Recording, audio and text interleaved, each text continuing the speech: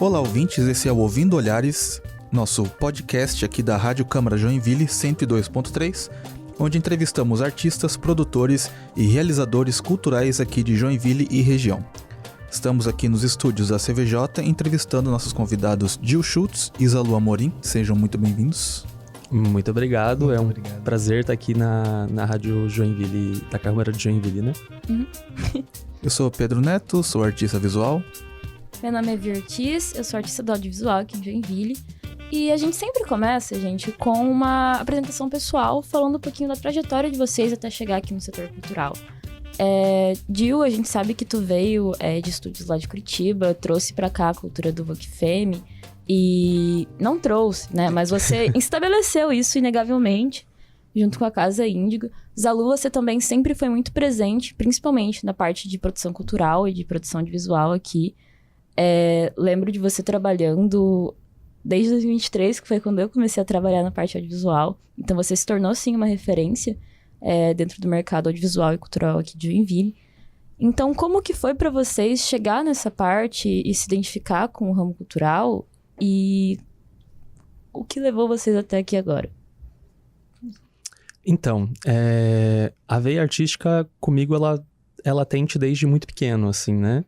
Então, nas séries iniciais da escola, tava lá eu fazendo teatro dos Três Porquinhos, teatro do Esmilinguido, então sempre tive esse contato com o fazer artístico.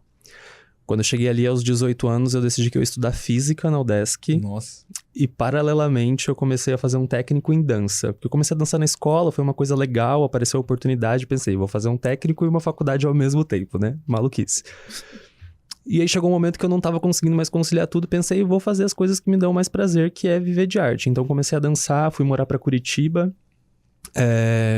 fui seleção brasileira de hip hop, fui pro Mundial nos Estados Unidos defender o país. Então foi uma imersão bem interessante ali, dos meus 18 até uns 22 anos, vivendo exclusivamente dança, assim, né? E após isso eu comecei a criar outras intersecções artísticas. Fui entender um pouco mais sobre fotografia, fui entender um pouco mais sobre teatro, fui estudar um pouquinho de música para ter um pouco mais de repertório, né? E no meio de toda essa pesquisa, eu acabei descobrindo a cultura ballroom, que é, acho que a peça-chave, assim, de pensar o Gil produtor cultural, né? Que é uma cultura que surge num contexto estadunidense de pessoas que viviam à margem da sociedade na década de 70. É uma cultura que nasce com pessoas racializadas, com pessoas LGBTs, e que vai falar um pouco dessa vivência, né, de ser uma pessoa LGBT que vive em cenários de vulnerabilidade, assim. E aí eu me senti representado por isso, comecei a pesquisar, comecei a produzir, e aí quando eu vi eu já estava fazendo grandes eventos, estava trabalhando junto com um festival de dança, apresentando essa cultura dentro do maior festival de dança da América Latina, né? Então, é isso, assim, comecei desde muito pequeno, quando eu vi já estava fazendo algumas coisas um pouco maiores, assim, coisas bem grandes, eu diria até, mas sempre com um foco em pensar esse corpo, como que a gente dialoga com o corpo, o que o meu corpo pode falar para as pessoas, né? Que às vezes faltam palavras pra gente e a expressão sai através do corpo. Então, é um pouco disso, assim.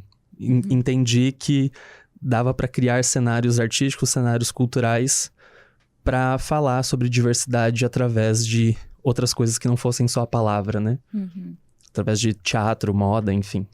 Zalu, e pra você, como foi esse processo? E principalmente o processo de chegar na Trinco, né? Que hoje em dia é a produtora na qual você trabalha, na qual você faz parte.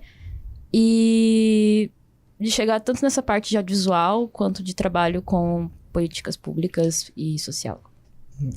Na verdade, eu nunca me imaginei trabalhando nem com produção, nem com audiovisual, nem com nada assim, porque eu surjo na carreira como artista, né?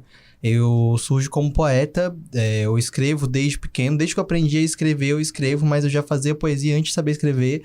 Quando eu tinha 3 anos, a minha mãe me deu um radinho gravador, e eu fazia poesia nesse radinho, e é muito doido, assim, porque eu nunca tive uma referência de poesia dentro da minha família diretamente, mas a minha vizinha, que foi uma mulher muito importante na minha formação, ela era da Faculdade de Letras da UFAL, que é a Faculdade Federal de Alagoas, e ela me ensinou a amar o lúdico. E aí eu venho com essa coisa do lúdico, da poesia, dessa parte da vida, assim. E em 2013 eu descubro que existe um movimento de rua chamado Slam. E eu começo a consumir isso no Facebook, não tinha Instagram na época, mas se eu não me engano, Facebook, Orkut, redes sociais mais paralelas. Eu acho que Orkut também não tinha, mas Facebook com certeza. Muito Facebook, muito YouTube. E eu vou me apaixonando, e ao mesmo tempo vai me dando uma revolta. Eu sempre fui uma pessoa muito revoltada, eu sempre fui uma pessoa que tinha muita raiva e eu não entendia por que o mundo era como era.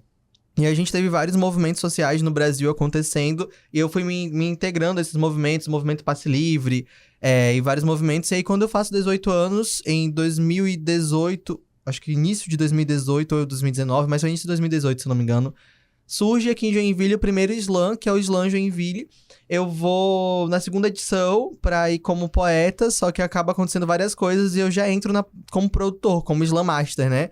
E aí começa o movimento. Então, de 2019 a 2023, eu me torno Slam Master do Slam Joinville, que depois se torna Slam Guará, e eu sou a pessoa que vai articulando. Então, no início, a gente tinha 30 a 40 pessoas compondo um corpo de Slam. No final, a gente estava fazendo evento para 200 a 300 pessoas. E eu acho que é aí que a cidade começa a entender que é possível fazer eventos na cidade, porque eu acho que a cidade não tinha noção de que as pessoas consumiam tanto. E aí a gente tem um grande marco dentro disso, que é as pessoas entenderem esse fato primeiramente. Depois que isso passa, né, em paralelo a isso, eu ainda era trabalhador do comércio, CLT, eu trabalhava fazendo frete, eu trabalhava dentro da Ricardo Eletro, eu trabalhava à noite como bartender, então é muito difícil, assim, eu acho que a galera vê o evento pronto e acha que é simples, mas é muito difícil, é muito complexo de fazer, né? Então, basicamente, eu trabalhava muito para poder manter esse movimento que sempre foi gratuito, eu sempre fiz as coisas sem verba, sem recurso, e eu acho que foi isso que fez o grande destaque para eu ser chamado também para trabalhar no Festival de Dança de Joinville, que foi o que me abriu portas, né? A pessoa que eu falo que é o meu mentor, que é o Jay Allen, que foi o chefe responsável por me ensinar as etapas de produção. Então, eu começo a trabalhar com produção de fato no festival. E aí, no festival, eu começo a entender que o meu pior inimigo nunca foi o mundo externo, mas eu mesmo que não acreditava em mim, na minha capacidade de fazer as coisas. E aí, o festival, você tem que bancar e tancar e fazer. E aí, a gente tem uma pessoa que é o executivo geral do festival, que é o Davidson Garcia, que ele diz uma frase que é: antes feito do que perfeito.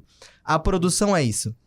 A produção é apagar incêndio. Você quer trabalhar com produção? Você vai entender que você vai apagar incêndios do qual você nem imagina que dá pra ser inflamável. E você tem que apagar. Você tem que resolver. Você tem que fazer. Então, antes você fazer algo do que você ter medo e não fazer nada.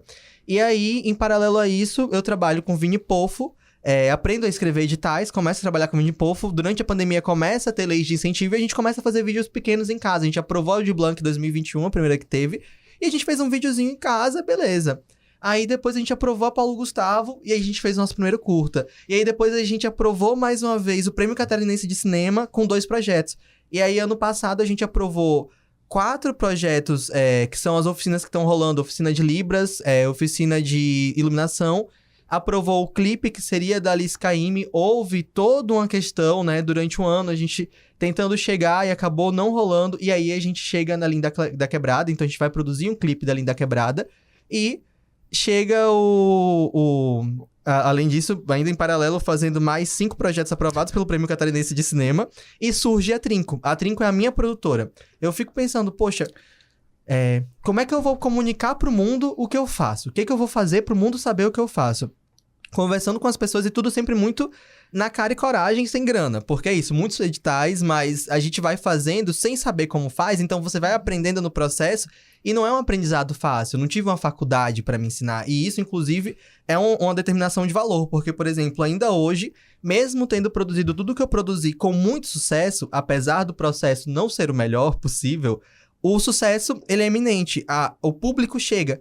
Ainda me chamam pra trabalhar de graça, ainda me fazem propostas absurdas, da qual, assim, eu até aproveito esse espaço pra falar pras pessoas, gente, eu vivo de produção. Uma coxinha salgado. Exato, exato. E muitas vezes eu chamo os meus amigos pra trabalharem de graça. E acontece, mas quando tem dinheiro, a gente também se relembra e se chama e permanece as mesmas pessoas, porque são as pessoas que estão topando pular na bala e levar o tiro quando não tem.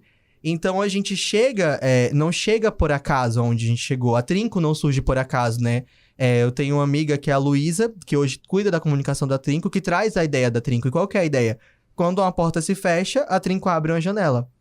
Então, a ideia, pra mim, quanto homem trans, negro, inserido no mercado, no Sul, do qual não me acolhe, e inclusive não só não me acolhe, como também muitas vezes acaba me tirando de campo, porque é muito interessante me ter perto quando precisa-se de cota e quando precisa-se de contato. Mas pra fazer o dia a dia não acontece. Eu fui fazendo aliados, então eu tenho aliados que é o Rufino, que é o local que tá deixando que esse evento aconteça. A Bol, hoje eu recebi, essa semana, uma proposta muito legal da Secretaria de Cultura, que nunca tinha me acontecido. Então, a diretora da Secretaria de Cultura, que é a Gisele, me ligou. E a gente vai exibir o filme da Lin em pré-estreia. Não só foi exibido num evento em São Paulo. Essa é a segunda exibição de um filme que acabou de ser gravado ali no Museu da Dança, gratuitamente também. Eu tenho a Mofo como parceria já há anos. E a gente vai nessa, né? Aprendendo, errando, acertando, medindo a mão, se queimando e refazendo, entendendo onde que a gente vai esfriar, onde que a gente vai botar. Mas, basicamente, a produção, ela aconteceu porque eu queria que as coisas acontecessem.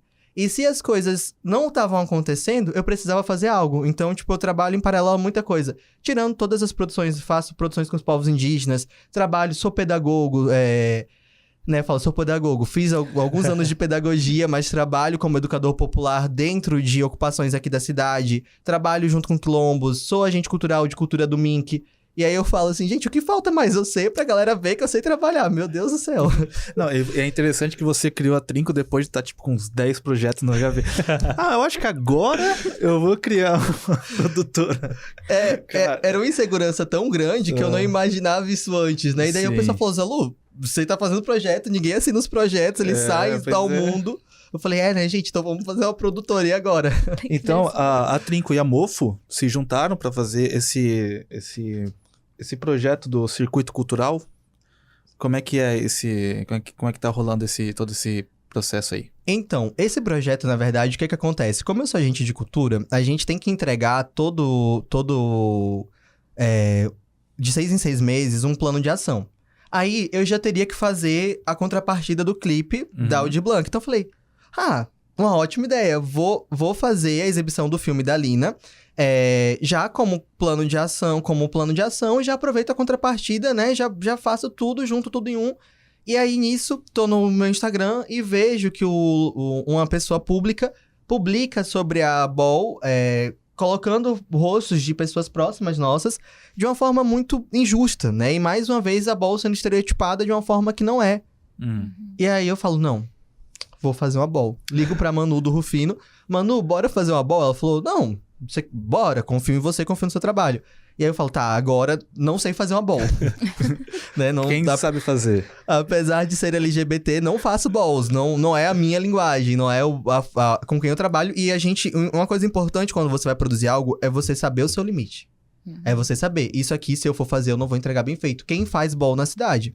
Não queria chamar uma house, porque se eu chamasse a house Índigo em si, elas não poderiam competir. Então não seria justo. Vou, obviamente, falar com o Dio, com Ira e com o Ângelo e trazer a Mofo, que é a produtora de balls aqui da cidade, que produziu uma das maiores balls do Sul, né? Pelo festival, pra fazer.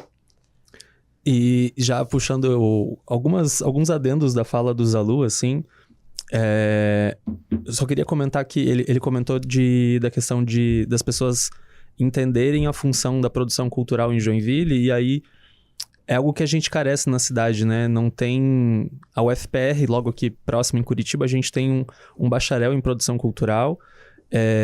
Outras universidades federais, estaduais, a gente sabe que tem, mas em Joinville carece muito desse processo de profissionalização de produção cultural, né? Então, muitas pessoas não sabem ainda como funciona esse mercado. acham que uma coxinha e um refri vão pagar essa função toda. No geral, a gente tem cerca de, 5 cursos no máximo que têm alguma relação com a parte cultural, que são os cursos de cinema, os cursos de arte, licenciatura e bacharelado e o curso de design de animação, né? Uhum. E isso tudo por universidades privadas. Então, realmente, não tem nenhum espaço para profissionalização que não venha a partir das leis de incentivo, que são essas oficinas que as produtoras aqui fazem. Então, nossa... E aí, dessa dificuldade, aí eu vou traçar o paralelo com a Mofo, né? Que a Mofo é a minha produtora, é uma ideia que surgiu mais ou menos no período da pandemia, assim. E aí, pensando bem nesse contexto joinvilense, né? A pandemia foi esse momento onde tudo congelou, trabalhava com dança, e aí, de repente, a gente não podia mais estar nos teatros apresentando o nosso trabalho. E tudo que fica parado em Joinville mofa. Então, a Mofo é essa renovação daquilo que ficou parado, né? O Mofo, ele é essa intervenção daquilo que tá parado no tempo. Então, é uma nova camada, é uma nova cara, é um novo momento, e aí por isso surge a Mofo, assim. E foi no momento da pandemia onde eu consegui movimentar, fazer com que pessoas acreditassem na cultura ballroom, assim como eu acreditava, que era essa cultura que falava sobre corpos LGBTs. E aí começa a ter esse movimento maior, assim. A primeira ball a gente fez no finalzinho da pandemia, assim, quando já estava rolando uma flexibilização, as pessoas já saíam de casa com máscaras, então eu consegui fazer uma ball na minha casa, foram 70 pessoas dentro da minha casa, uma maluquice, assim, uma sala-cozinha conjugada, tirei todos os móveis, botei no quarto, a gente fez o negócio acontecer, teve gente de Florianópolis, gente de Curitiba vindo para prestigiar esse evento. E desde então isso tem crescido, assim, né? E aí, como eu comentei, como o Zalu comentou também, eu consegui chegar no espaço do Festival de Dança de Joinville. E dentro do festival a gente realiza balls a nível internacional, né? Com figuras do Brasil, figuras nacionais, mas que representam coletivos internacionais, porque essa cultura, ela surge em Nova York e hoje ela já está disseminada em todo o mundo, assim. Então, pessoas com que a gente trabalha aqui durante o período do festival estão conectadas com coletivos na França, com coletivos nos Estados Unidos. Então, a gente consegue criar essa rede, assim. E aí, eu conhecia os alunos no período do festival de dança, a gente já... Enfim, eu fazia o meu movimento cultural, ele fazia o movimento cultural, a gente já se conhecia, mas foi se aproximar no período do festival, né? Então, é sempre uma força que se junta a outra, assim, né? Então... Tem a Ira que trabalha com a gente, tem o Ítalo que trabalha com a gente, e a gente decidiu juntar todas essas potencialidades, todas essas pessoas que têm esse desejo de fazer cultura em Joinville, que é uma cidade com um potencial incrível, mas que ainda é pouco explorado, né? Então, a gente vai se infiltrando, assim, esse mofo vai se juntando com um trinco, a gente vai abrindo portas, né? Então, eu tô tendo um déjà vu, porque no nosso segundo episódio a gente chamou a Mary Jane, e a Mary Jane citou sobre o impacto que teve nela e em outros jovens dançarinos aqui em Joinville, essa ball, que foi a primeira ball da Índigo, né? E o quanto que isso foi uma coisa que moveu muita gente a continuar na parte da dança aqui. E uma coisa que eu acho muito sensacional da relação entre vocês dois é que ambos trazem essa questão de criação de espaço, de uma forma ativa. Porque Joinville não tem espaço pra gente ocupar, muitas vezes, tanto espaço físico quanto o espaço metafórico, né? É uma cidade que muitas vezes acaba nos empurrando pra fora, colocando a gente pras margens. E essa criação de espaço que ela depende totalmente de comunidade. O Rufino é um lugar que, tipo, privado, mas a gente consegue ocupar a rua ali. A gente consegue fechar uma rua e ocupar com eventos culturais. Não só o Rufino, a gente tem os locais ali perto da biblioteca. Então, esse processo que vocês fazem de legitimar essas manifestações culturais que estão tendo aqui, que são principalmente manifestações culturais urbanas, que a gente sabe que é muito difícil a gente continuar. É um processo, tipo... Nossa, gente... Assim... é muito mais um elogio do que um comentário, eu acho. Porque é uma coisa que a gente sabe o quanto que é difícil manter a energia para continuar. Eu penso que... Só deixa eu comentar uma situação que a gente vê uma cultura acontecendo em Joinville bem institucionalizada. A gente tem grandes lugares que produzem eventos há muito tempo. Tem pessoas com grandes renomes aqui. Mas a arte periférica, ela não consegue acessar ainda alguns espaços. E eu percebo que tanto o movimento da cultura ballroom, quanto o slam, ou quanto as produções audiovisuais e eventos que o Zalu tem proposto agora, são peças-chaves para trazer essas pessoas da periferia a ocuparem espaços no centro, assim. Porque é importante levar a cultura para a periferia. É ótimo, é incrível. Tem gente que não vai conseguir chegar no centro, mas é importante que a gente pegue essas pessoas de lá e traga para o centro e fale, esse lugar também é de vocês, sabe? Esse espaço aqui, esse grande evento, é para vocês, vocês devem ocupar esse ambiente também. Exato, porque a gente tá criando, né? Mas nunca circulando. E é interessante também, a gente vê, vou virar o celular, aqui chegou 30 mensagens assim, porque é isso, né? Eu sou a pessoa que tá coordenando agora 9 projetos, e aí tudo depende da minha aprovação, então assim... Eu falo, tipo, eu tô aqui, mas também tem o show da Oda Cairu pra rolar em São Paulo, dia 1º. Tem o clipe da Lina que a gente grava amanhã. Tem o evento do dia 1º, mas, enfim, só pra contextualizar porque que eu olho o celular às vezes. É papo de maluquice. Mas, pra além da cidade nos empurrar pra fora dela, eu acho que às vezes nos falta entender que a cidade nos empurra pra fora dela. Então... Como que eu crio estratégias para não ser empurrado para fora da cidade? Como que eu crio estratégias para trabalhar junto com espaços que abrem espaço, né? Porque, assim, hoje nós temos o Rufino, que é um espaço que está sempre abrindo espaço, né? Com a Manu, o carnaval de rua aconteceu porque a Manu decidiu fazer esse carnaval da frente do Rufino, que foi um evento que eu falei pra Manu, eu produzi ele. Falei, Manu, vai dar umas 500 pessoas. A gente teve 4.000 pessoas na rua e a gente tava assim, eu falei, Manu, vamos ter que acabar o evento, porque foi muito acima da expectativa. Mas porque ela inseriu o dinheiro dela. Porque a gente sabe, assim, que pra conseguir um recurso público é muito trabalhoso. E se eu depender do recurso público, não vai ter. A gente tem a Loma e o Coletivo Casarão, que tá o tempo inteiro fazendo eventos culturais. E aí fica a provocação pros outros espaços, né? Por que não fazem eventos culturais também? Qual que é o medo de fazer eventos culturais? E para além disso, fica a provocação para os outros fazedores de cultura, porque assim, ou a gente tem uma galera para criticar o que tá sendo feito, ou uma galera para reclamar que não tá sendo feito nada. Então por que você não faz? É só você fazer. Ah, tá ruim que não tem? Faça, uai. Pega, vê, procura no Google, coloca no ChatGPT como faz o evento e faz, porque basicamente, gente, é o que eu faço, assim. Não sei fazer. Quando a Manu falou, você consegue liberar a rua? Eu falei, consigo. Eu falei, meu Deus, como é que faz? Eu falei, Jesus Cristo, e agora? Fui nos órgãos, fui na Sama. As pessoas, hoje existe uma coisa que o Estado tem que entregar eventos. É interessante pro Estado que tem eventos, é interessante pro Estado que tem eventos LGBTs, apesar de ser um Estado, sim, racista, de ser um Estado, sim, LGBTfóbico, não dá pra gente negar que isso acontece. Mas também, não dá pra negar que os tempos mudaram. Então, às vezes, nos falta coragem de fazer, né? Porque eu acho que esse local de querer fazer perfeito te impede de fazer.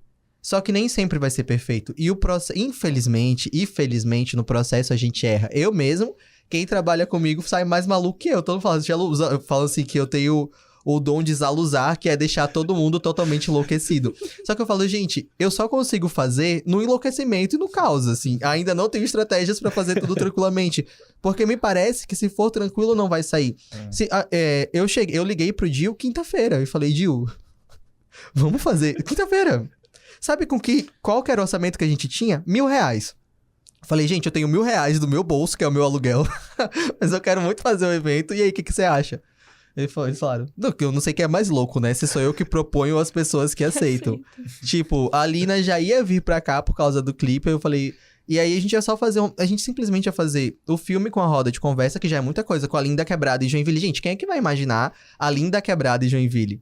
Então, quando a gente divulga que vai rolar esse evento, a gente não conseguiu colocar o link na bio. Porque a gente colocou no history e saíram 500 ingressos em um dia. Em um dia. Gratuito. Eu não consegui pegar. O pessoal tá frenético.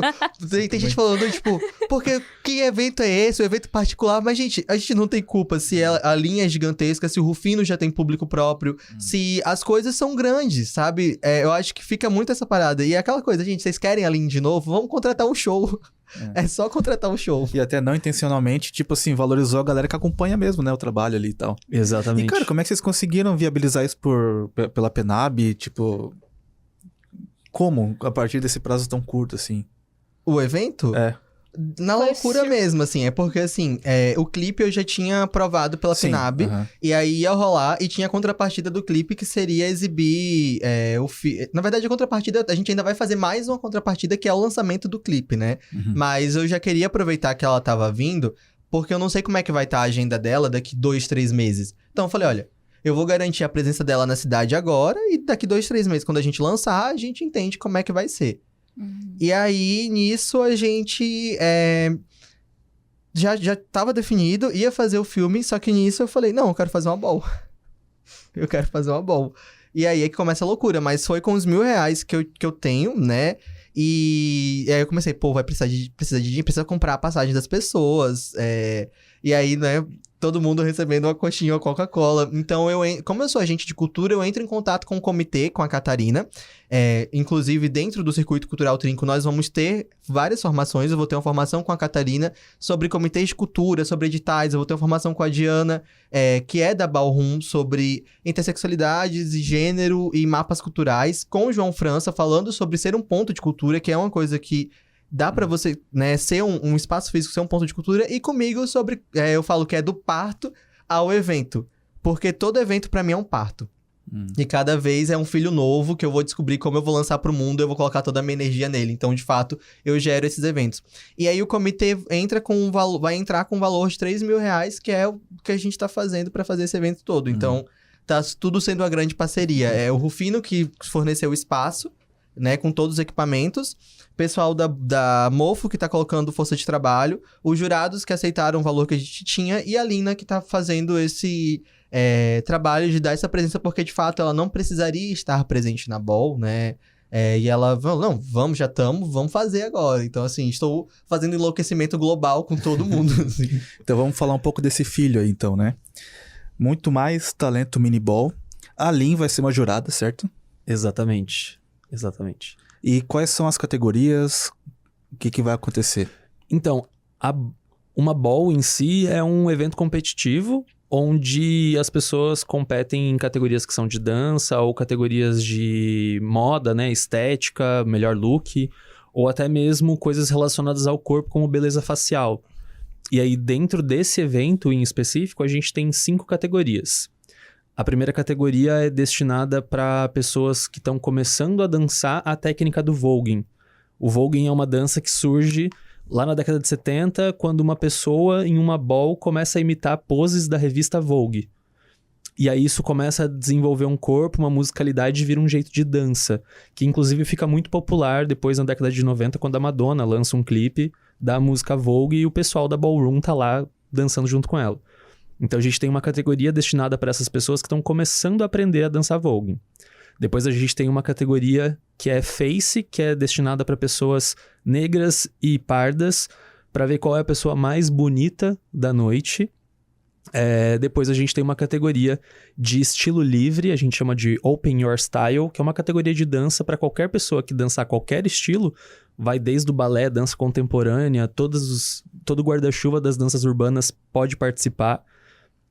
A quarta categoria, a gente tem uma categoria chamada Commentator versus Commentator, que é muito similar a uma batalha de rima, né? A cultura ballroom, ela é muito próxima da cultura hip-hop em alguns elementos. E a rima tá nessa similaridade, assim. Então, a quarta categoria é batalha de rima mesmo, só que dentro desse universo da cultura ballroom. E, por último, é a categoria chave, que é a categoria de Vogue Performance, que é a categoria onde geralmente todo mundo fica assim, energia lá em cima, levanta, bate palma, grita, paga o dip da galera, que é a categoria de voguing para quem já tem sua performance aí há uns 3 anos, 4 anos dançando e lapidando essa presença cênica, assim, né? Então, nessa ball a gente tem essas 5 categorias. E uma coisa importante também é dizer que a gente vai ter premiações, né? Para as vencedoras e vencedores, que é apoiado também, novamente, pelos locais da cidade. É muito importante dizer que a comunidade se apoia. A gente tem uma premiação da Cora, um Vale Compras da Cora. A gente vai ter um Vale Compras da Loma Boutique e um Vale Compras do coletivo Casarão. Então, depois, quem ganhou vai poder sair muito bem vestido, muito bem bonito, entendeu? Porque vai estar todo mundo muito chique. E é aquilo que você estava perguntando, né? Como que a gente levanta um evento dessa dimensão com pouca grana. Fechando parceria com todo mundo que quer apoiar a causa, assim, porque senão a coisa não avança. Então, realmente é uma força-tarefa de Joinville, assim, pra entregar esse evento, sabe? Sim, cara, uma região central ainda, pô, incrível mesmo. E a nossa primeira preocupação foi o local, né? Porque é o mais caro. Aham. Imagina, se eu fosse alugar um local e colocar uma sonorização, eu tô falando aí de 10, 15 mil reais, pelo menos. Então, a Manu abre o Rufino dessa forma, tipo, sendo a nossa maior parceira pra realizar esse evento. E aí, os nossos outros maiores parceiros são todas as pessoas que estão topando vir. São a nossa equipe de trabalho, o nosso júri, a galera que vai... Porque também tem um detalhe muito importante, né? Se as pessoas não vierem dançar, não vierem competir, não tem evento. Exatamente. E no line, junto com a Lin, né, a gente tem a Majô, que é outra pessoa que faz parte dos comitês de cultura, ela é lá de Curitiba. A gente tem a Diana, que é de Florianópolis, também dos comitês. A gente tem uma representação aqui de Joinville, que é a Mary Jane, que já esteve aqui com vocês conversando. E a gente também tem a Bambini, que é outra pessoa que é natural de São Paulo, morou em Joinville um tempo no começo da Ballroom, quando a gente estava começando a movimentar, e que hoje está em Curitiba. A gente tem tocando, tem o Jefté, que é um carioca que mora aqui em Joinville já tem um período. E nos microfones, nas funções de commentator, que são as pessoas que vão estar conduzindo esse evento, a gente tem a Ira, que é natural de Joinville, mas mora em Curitiba, bailarina profissional, e que, já soltando um spoiler, vai estar participando também da gravação do clipe. E também a gente tem a Rê Moraes, que é uma rapper, uma MC de Florianópolis, conhecida aí no Brasil inteiro pelas rimas dela, e que também vai estar junto com a gente nesse evento. Gente, eu queria perguntar se vocês queriam falar um pouquinho também sobre essa questão dos circuitos das oficinas que vocês comentaram. Onde elas seriam, quando elas acontecem mais ou menos. Em off aqui, se vocês quiserem também fazer um episódio só sobre isso depois, a gente pode conversar. Também tem um documentário também, né? Exato. Exibição do documentário. Então toda essa programação além da BAL, né? Exato. Se vocês quiserem falar sobre isso agora, ou pelo menos dar um gostinho pra gente... Isso. Então, como eu sou totalmente maluco, eu decidi, porque eu ia fazer uma coisinha pequena, eu falei, mas aí eu vou fazer mais isso, eu vou fazer mais isso. Então, 13 horas, vamos estar lá na frente da Loma Boutique, se chover, né, na rua ali da biblioteca, se não chover. Não se chover, gente, se não chover. Se chover, vamos pro Saltari, utilizar uma sala de aula do Saltari, e lá nós teremos, eu vou até aqui pegar minha cola, deixa eu só pegar aqui. Teremos, então, das 13 às 14... a oficina de cartografia de culturas LGBT em Joinville, com Diana Dias, que é uma oficina da qual a gente constrói uma cartografia para entender onde estão as pessoas LGBTs e como elas estão fazendo cultura. E assim a gente não só mapeia, como quantifica e consegue depois levar para o comitê, levar para o MINC, que temos artistas LGBTs fazendo cultura e principalmente alimentando economicamente a cidade. Porque é muito importante dizer que isso tudo que a gente faz traz impactos econômicos que são também importantes para a nossa cultura, né? Teremos, então, programas e políticas públicas para a cultura com a Catarina Quinas, que é do comitê, que é a representação e o nosso contato de dentro do comitê, e quem está fazendo possível essa parceria dos agentes de cultura junto com o Comitê de Santa Catarina. Teremos o que é Cultura Viva e as responsabilidades de um ponto de cultura com o João França, das 14h50 às 16 horas. Na verdade, das 14h50 às 15h20, tá, gente? Ficou que tá errado na arte, mas vou corrigir depois. Mas o João França, ele é um agente de cultura também da região norte, somos em 2, né? Eu e ele. Então, ele atende hoje toda a parte de Araquari, os quilombos, ele é um ponto de cultura, então é super interessante a fala dele. E a minha parte, que é do parto ao evento, liberações de via, processos e resultados. Então, basicamente, eu vou trazer a minha metodologia de trabalho, apresentar ao mundo pela primeira vez. Tô preparando esse plano de aula também para domingo. E explicar como funciona. Para liberar uma via vai ser uma pincelada para que as pessoas tenham um gosto de querer mais, né? Das 15h20 às 16 horas, fechando como que a gente chega na entrega de um evento, né? O que tem que ser pensado. E aí, como é um circuito, a minha ideia foi ocupar 3 espaços diferentes da cidade. É corrido? Fazer um evento é corrido, gente. Quem quiser tá em todos, esteja. Quem não quiser, não esteja, sabe? Tipo, é gratuito. E é isso, acho que a galera vai, mas reclamar é porque vai ser difícil, então não vai. E são pontos próximos, Simples, né? exato. Tipo, poxa, da Saltar pra biblioteca. Exato. Ai, eu não vou conseguir estar a tempo. Pô, não vai. Não tem problema, sabe? Tipo... Pô, tu passa ali no BK, come uma coisinha e vai pra lá, tá ligado? Exato, exato. E assim, o pessoal fala, ai, que você é grosseiro. Gente, eu não sou grosseiro, tá? Eu só não tenho mais paciência pra ficar, tipo, gente, tá difícil, não faz, não tem Você problema. tá falando isso é porque já rolou isso de você, cara. Exato, Pô. tipo, pô, já tô fazendo negócio, já tá gratuito, o que você quer mais? Você quer que eu Pega o te patinete busque no elétrico e colo, vai, né? sabe? Tipo, mas enfim. E aí, como eu tinha comentado, a Gisele do Museu da Dança, a Gisele, da nossa diretora de cultura, entrou em contato e foi muito bacana, porque ela conseguiu pra gente o espaço do Museu da Dança pra exibir o filme, né? Então, das 16h30 às 17h30, teremos... não é uma estreia, nem um lançamento, é uma exibição. Né? O filme ainda não foi lançado oficialmente. Trava-línguas, Quem Sou Eu? A Lina vai provavelmente passar pra dar um oi antes do filme, né? Começar, e aí depois a gente tem o filme. São só 160 ingressos, a gente vai disponibilizar daqui a pouco. No caso, sexta-feira já não vai ter mais nenhum. Quando vocês souberem, Exatamente hoje, na verdade. Exatamente hoje. O lançamento do programa vai estar disponível lá. Isso, eu vou mandar pra você o link dos ingressos, a gente pode lançar oficialmente, inclusive, com vocês. Vulgo pré-estreia, né? Vulgo pré-estreia.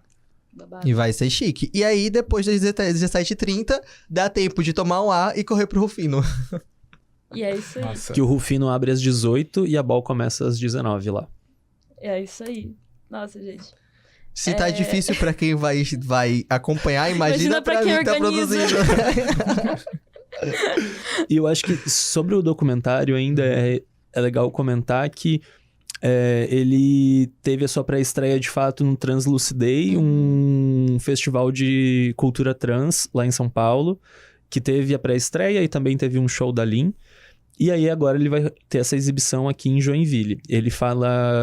Ele marca ali o processo do lançamento do segundo álbum da Linda Quebrada, que é o Trava-Línguas, que ela lançou, se eu não me engano, em 2021, né? E aí ela tem 2 documentários já, ela tem o primeiro, que eu... Você lembra o nome? Eu não lembro o nome do primeiro documentário, mas que trata sobre o primeiro álbum dela, e aí agora com o segundo álbum ela também lança um segundo documentário. Bicha Travesti. Oi? Bicha Travesti. Bicha Travesti, o nome do primeiro, né? E aí agora tem esse segundo documentário que traça esse momento do segundo álbum dela gravado oficialmente, né? E acho que é um dos pontos que a gente talvez não tenha comentado, não lembro se a gente comentou, é que todo esse evento, ele fecha aí 10 anos de carreira da Linda Quebrada, né?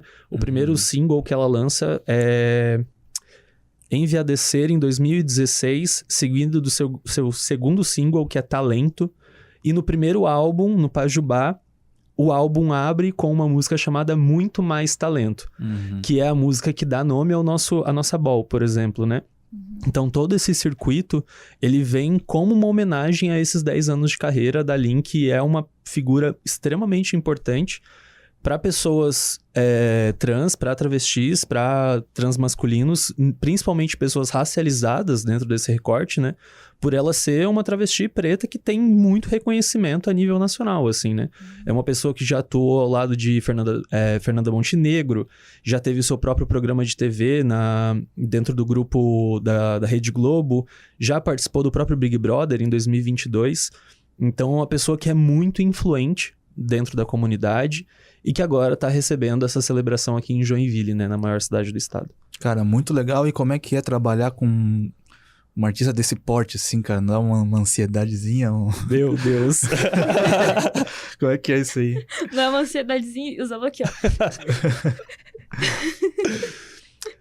Cara, então, eu acho que a ficha não caiu muito bem, assim, sabe?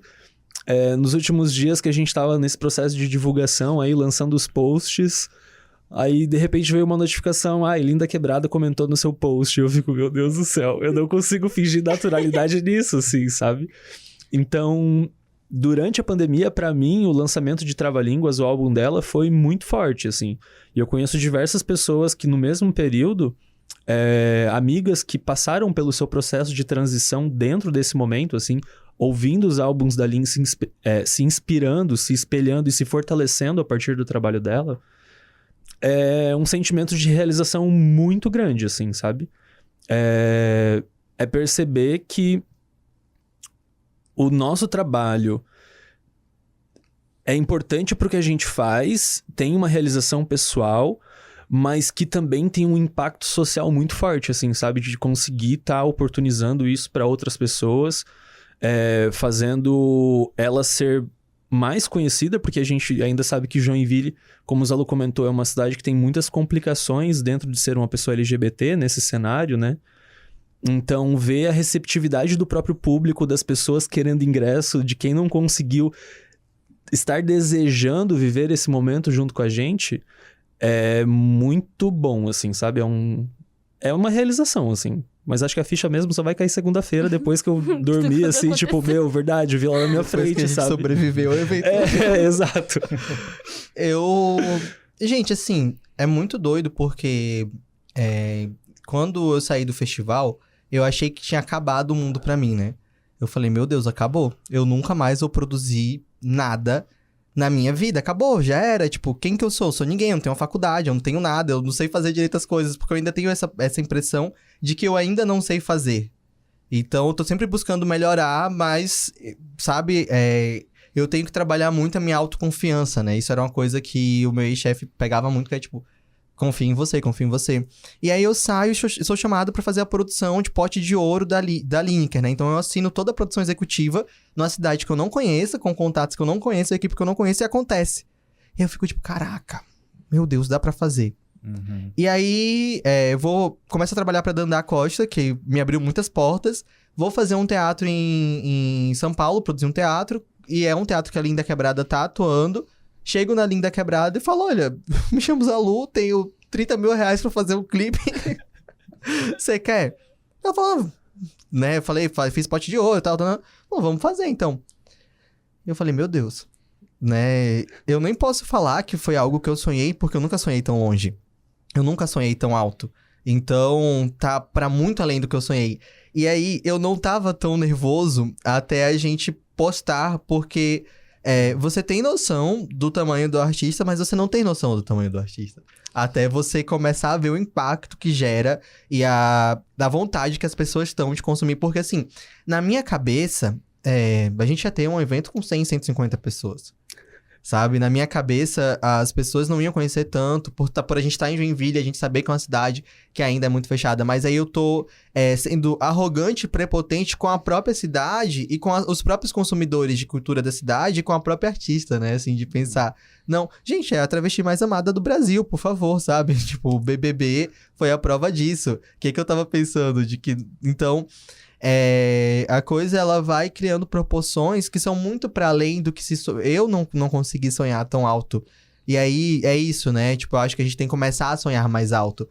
Porque só através do sonho... o sonhar e caminhar, né? A gente tem que ser o arco e a flecha, assim. Eu falo que você não só pode ser a flecha, como você também tem que ser o arco. Você tem que se estruturar pra fazer coisas grandes. Porque as coisas acontecem. Eu falo que eu não posso nem reclamar, porque eu tô exatamente onde eu queria estar. Porque o universo está me entregando tudo que eu queria, por mais que nem sempre seja fácil de fazer.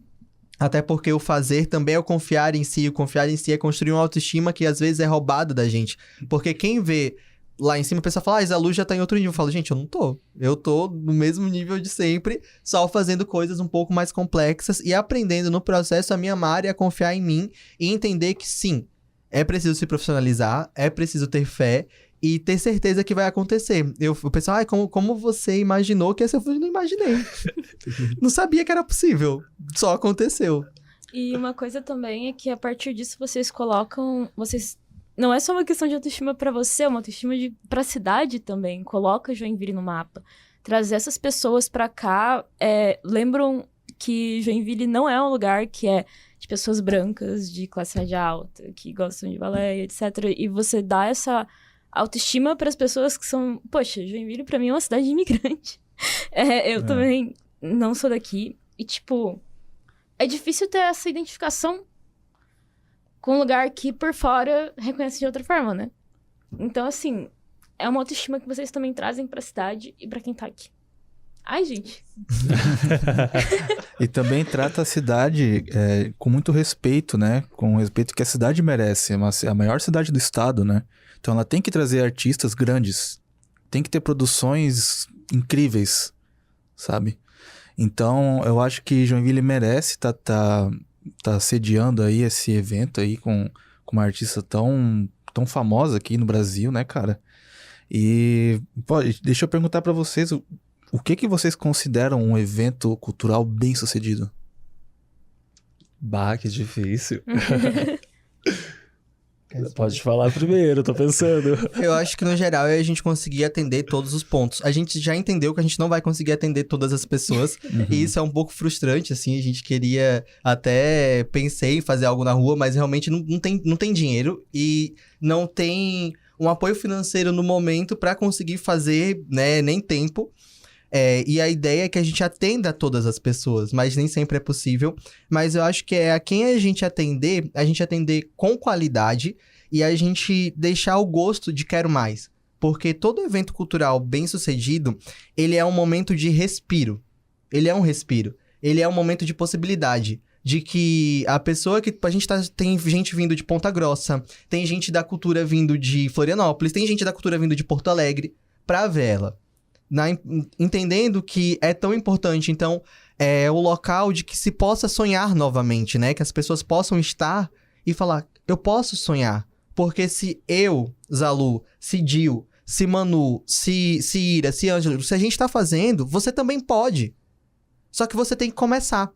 E às vezes as pessoas não começam pelo medo do que pode ser. Então eu acho que quando a gente faz um evento assim, a gente chega no sucesso, quando as pessoas olham esse evento e falam, eu posso começar também. Eu posso desfilar também. Eu posso cantar também.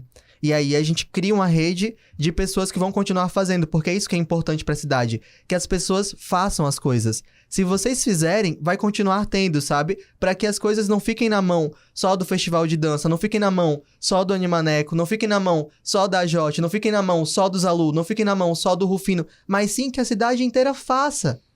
Que sempre surjam novas pessoas e novas coisas, e que às vezes uma coisa vai dar muito errado, e que às vezes vai dar muito certo, mas que não se haja covardia no fazer, né? Porque os outros locais são tão grandes, porque eles não têm covardia no fazer. Mesmo que nem sempre seja perfeito. E perceber que todo mundo vai começar de baixo, né? Pensando nessa coisa de começar a fazer, assim. Dificilmente a gente vai ter uma grande verba num primeiro projeto, dificilmente a gente vai conseguir ter uma grande estrutura numa primeira realização. Então, é respeitar o próprio tempo, mas ter essa coragem de desbravar o território, assim, né? E pensando no que seria um evento de sucesso, um evento... eu penso que se plantou semente, chegou onde tinha que chegar, assim, sabe? Se minimamente tocou as pessoas, é porque realizou o que tinha que realizar. O evento se cumpriu da sua maneira, assim. Como o Zalu estava falando, produção de evento é o tempo todo apagar incêndio. Então, dificilmente a gente vai conseguir executar redondamente tudo aquilo que a gente planejou.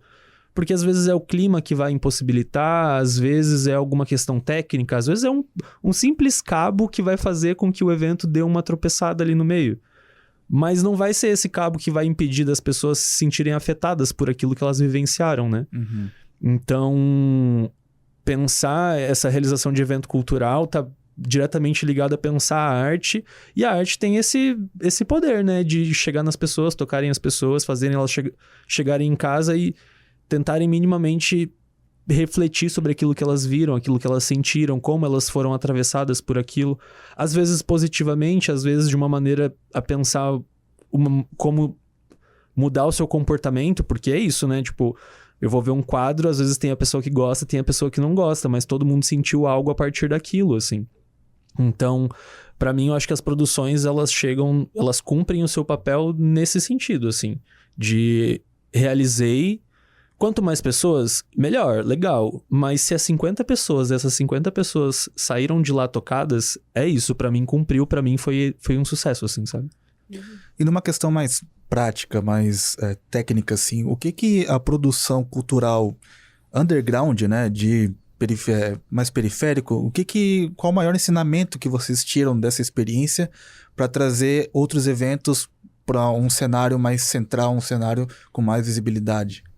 Acho que o primeiro ponto, gente, é fazer uma boa pré-produção, independente do recurso que se tenha, né? Tipo, a gente não conseguiu fazer uma pré-produção excelente porque a gente decidiu fazer tudo muito em cima.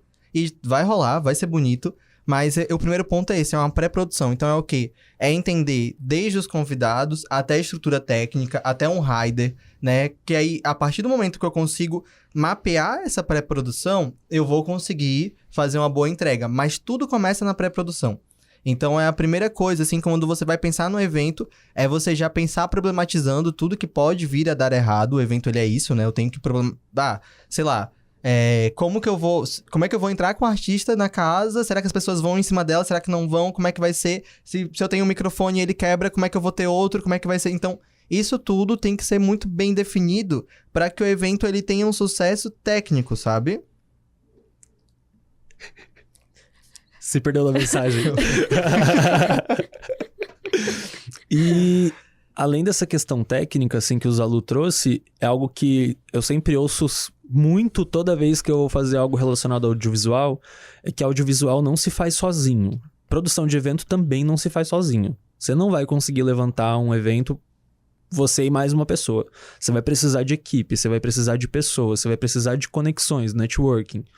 Então, é uma pré-produção que você faz com outras pessoas. É o dialogar, é debater muito bem a ideia, porque às vezes não adianta chegar, quero fazer esse evento com uma ideia muito cristalizada, porque tem que ser assim, assim, assim, assim, e aí você começa a trocar uma ideia com as pessoas e as pessoas começam a apontar diversas fragilidades nessa tua ideia, assim, né? E aí é ter essa abertura de entender, talvez se a gente maleabilizar aqui, mudar isso por aquilo, o evento vai funcionar melhor, vai ter um fluxo melhor de pessoas, vai atingir mais gente. Então, ter essas conexões, ter uma humildade para entender que a ideia não pode ser cristalizada e, de alguma forma, entender como hackear o sistema da cidade, assim, né? Porque a gente tem uma institucionalização da arte em Joinville, a gente tem grandes figuras que produzem aqui.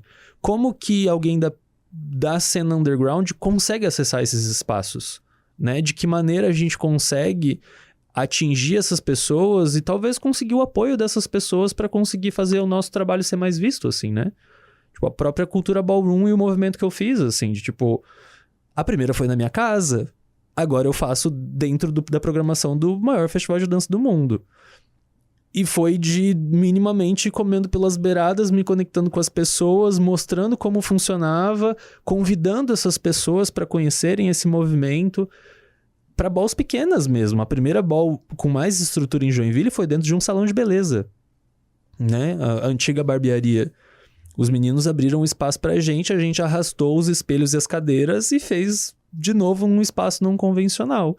E foi ali que eu consegui fazer o pessoal da produção do Festival de Dança notar o meu evento e perceber que sim, de fato, existe um público, existe uma comunidade, isso também gera renda, isso também é economia criativa e que o negócio funciona. Então, é uma série de coisas. É uma pré-produção bem feita, é uma rede de contatos, é saber onde chegar, com quem falar, como se portar também. Enfim, a gente pode listar várias coisas. Eu acho que é não centralizar, que aí é o que eu faço, né? Eu sou extremamente centralizador e é simples... Eu recomendo o oposto que você faz, então. Exato.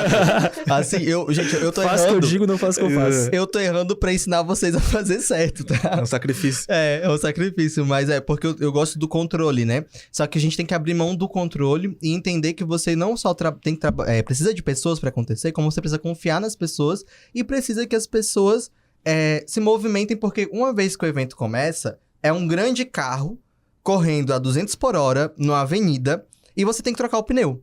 Então, se todo mundo não trocar o pneu junto, o carro vai capotar e vai dar merda. Então, tipo, unir isso tudo e fazer acontecer, assim, e saber tratar as pessoas. Eu falo que tudo é dito, né? Eu tenho uma frase que é de uma poeta que eu gosto muito, que é tudo é dito com mel na boca. Então, é saber entrar, é saber sair. A gente, com o Slam, a gente chegou dentro da OAB, sabe? A gente foi pra espaços, a gente começou na rua e do nada a gente tava indo pra espaços institucionais, fazendo denúncias, reclamando de governo. Por quê? Porque na organização você sabe chegar, você sabe sair, você sabe reconhecer, né? Eu acho que é saber reconhecer os apoios. Tipo, a gente tem que reconhecer o Rufino quanto um grande apoio. A gente tem que reconhecer as meninas do Casarão, da Loma, como um grande apoio. A gente tem que reconhecer os locais que nos ensinaram, que foi o festival de dança. Sem o festival de dança, nós não seríamos os produtores que nós somos hoje.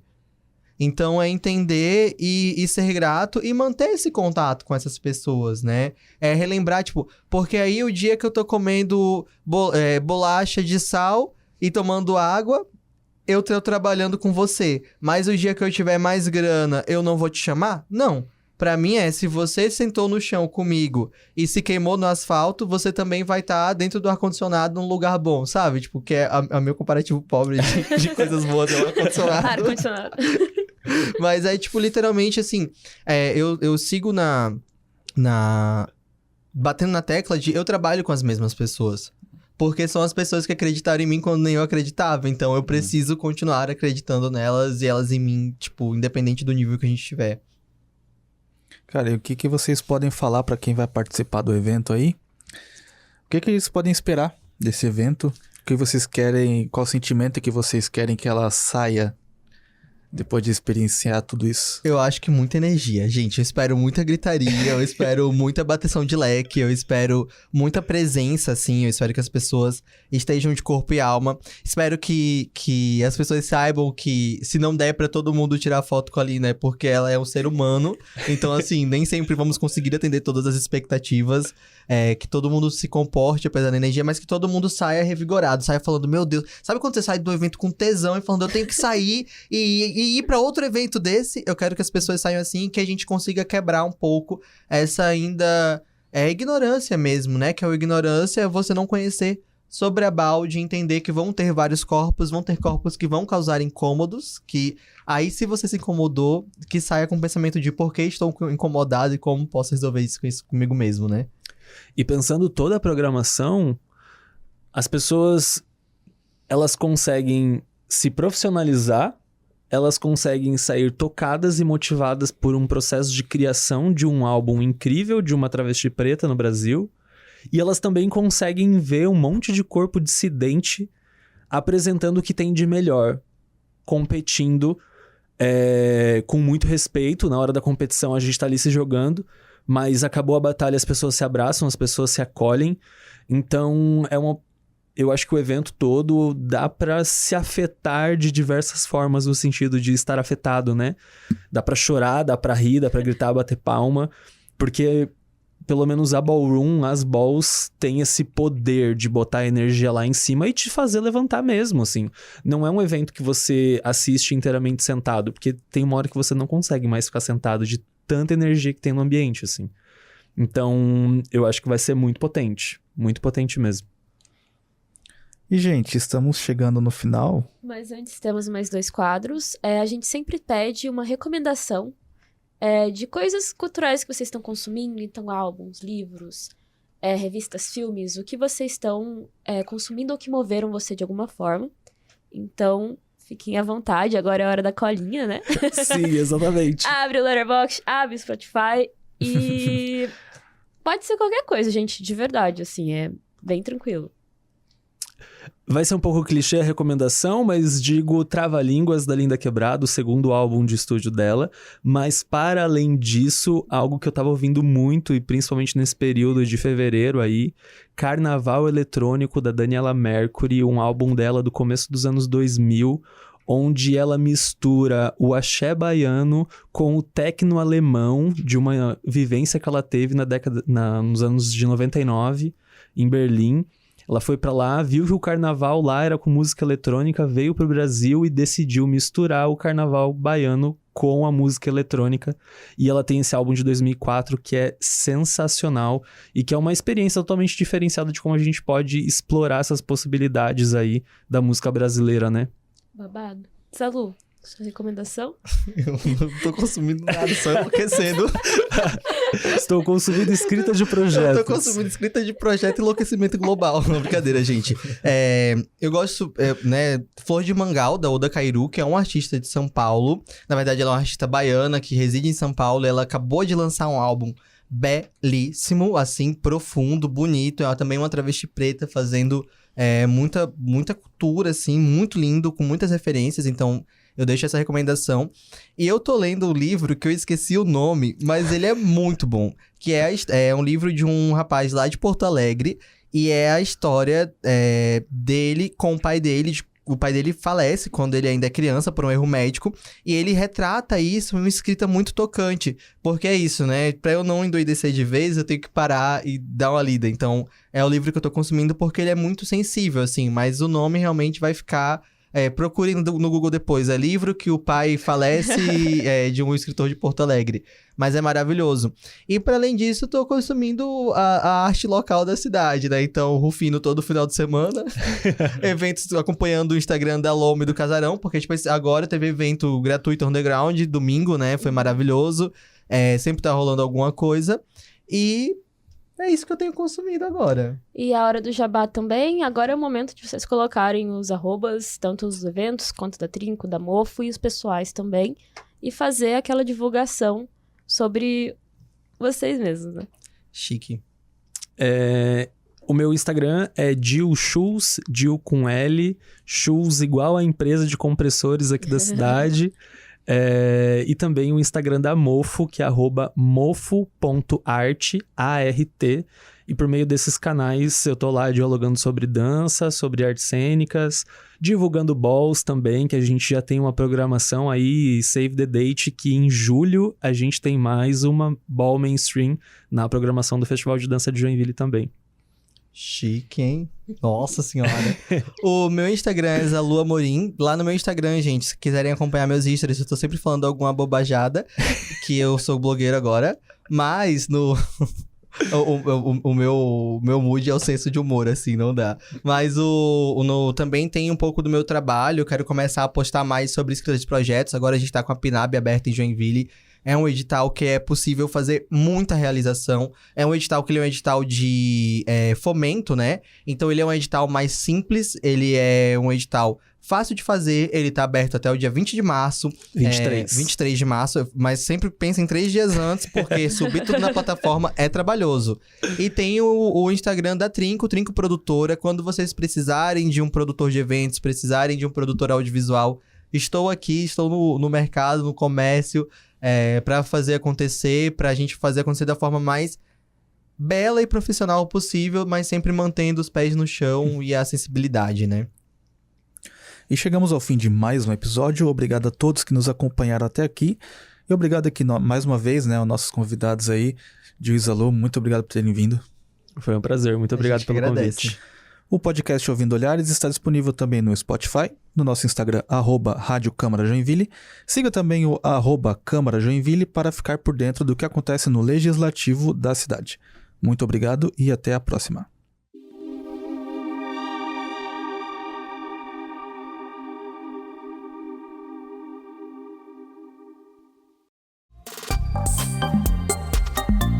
Esse programa foi uma produção do jornalismo da Câmara de Joinville.